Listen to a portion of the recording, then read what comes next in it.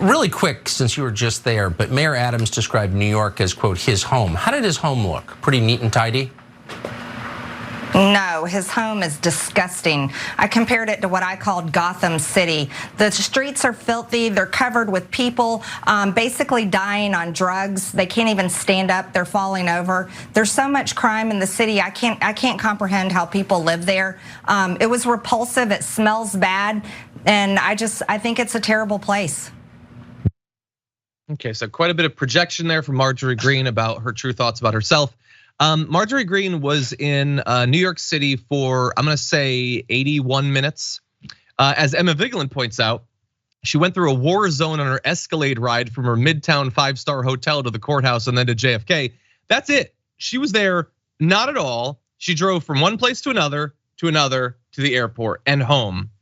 And so you might think maybe a bit of humility about your experience there, but no, she knows that she is supposed to go on Fox and denigrate a city where nearly as many people live in just that city as the entire state that she calls home. But screw all of those people because she saw someone on drugs, and so I guess that's it. Waz, what do you think? Yeah, I guess New York is no Milledgeville, Georgia, John. I'll say that.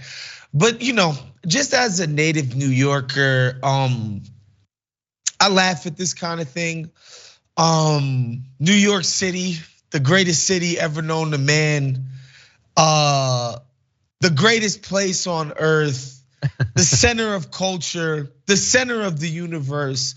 The idea that we would take offense, or we could take offense to, denigration from the likes of Marjorie Taylor Greene. And again, I'm not gonna do the New York thing and talk about the place that she's from as compared to us. I'm not gonna talk about the music, the art, the culture, the food. I'm not gonna do that.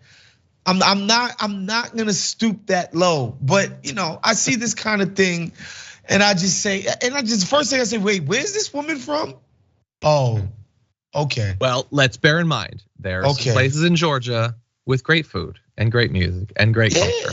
I doubt she other goes places to those exist, places. John. Yes, in New York we concede that there are other places that exist. We will concede that point.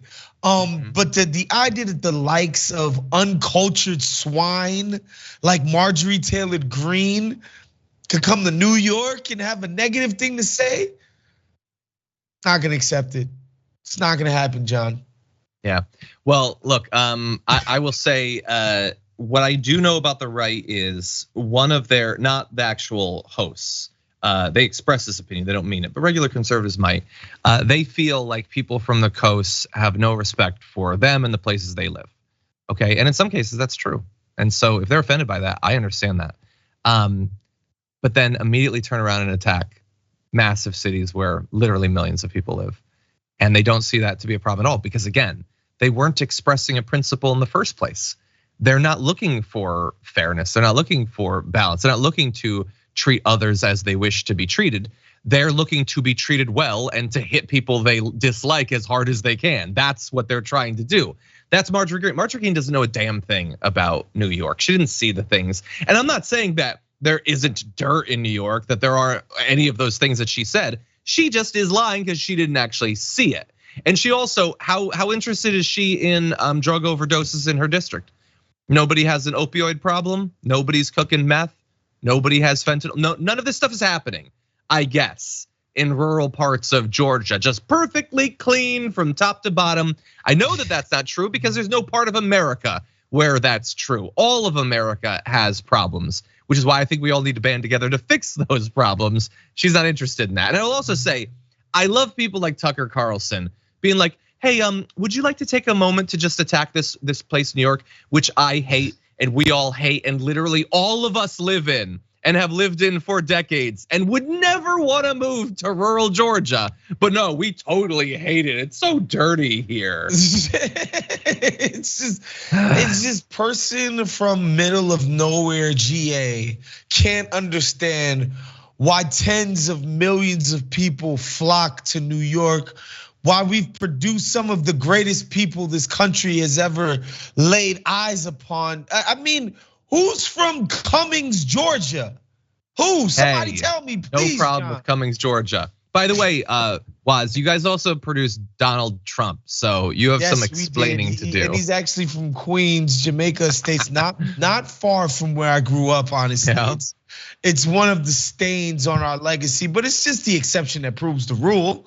Yeah. That's why Donald Trump sticks out that way. We don't tend to produce this kind of scum, but actually, if I'm being honest, we produce a lot of stuff. So, a lot of stuff gets produced too. Maybe I'm a little bit defensive. I'm from Bridgeport, Connecticut. I have a lot of great memories of going to New York at various points, seeing shows and stuff like that. The issue, I think, the thing that's biasing me is, despite not growing up in New York, I had an open mind about it. Marjorie Greene is not burdened by any positive sort of mind. Anyway, I just love this idea that these places that people, again, that everybody wants to move to, these cities in our country that people literally flock to, pay exorbitant rents and deal with all kind of hardships just because they want to be there. Somebody from some backwater could be like, these people must be crazy to not want to flock to the countryside. Yeah, and by the way, if you want to live in the countryside, that's fine. My brother lives in God bless. Outside of Atlanta. I'm just saying, like, don't throw stones. The world needs more cow milkers, John.